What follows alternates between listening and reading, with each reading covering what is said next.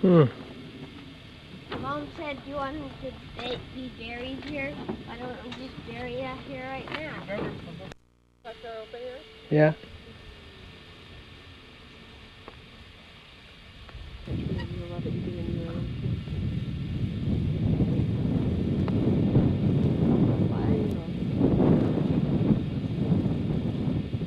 Yeah, some of them should know cotton on trees.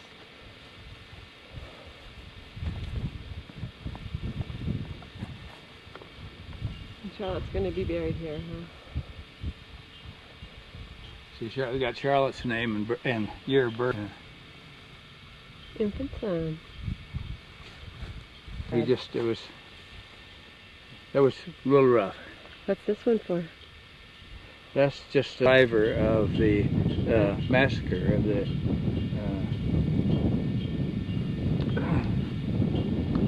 what they call the utter disaster. Of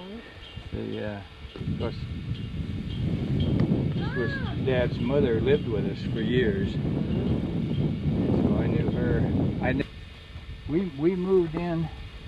We moved into Ione.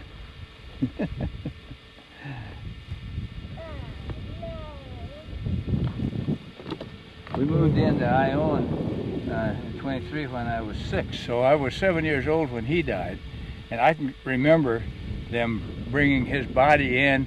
At that time, they didn't have a morgue, so they actually brought his body. They call it laying state. The casket was in our living room for like 2 or 3 days till he was buried.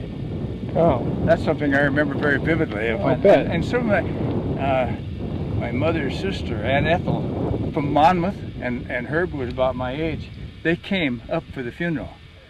So I was one of the few times I got to see them, and I remember playing with Herb out in the yard out there at that time of his death.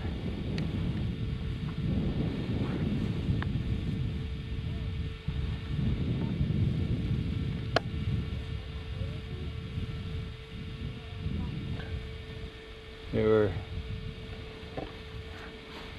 were several around, lived there. It was a big family. so that was Grandma's mother. Yes, my mother's mother was a Farnes, and my mother's mother, Allie, was the one that died of tuberculosis when she was, real young, like under 30 years old. She had three. She had Aunt Ethel, and my mother Cecil, and Herbert.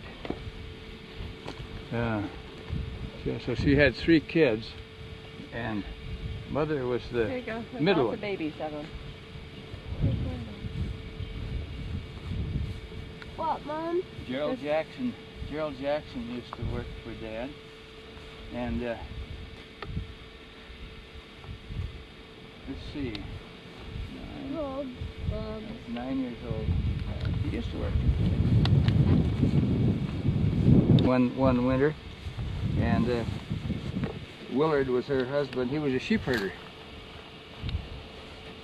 He had his own band of sheep, and that was his living, was living with his sheep. They'd move them around. He'd go to the mountains and move them back. He'd drive his herd of sheep around on them pasture. A true shepherd.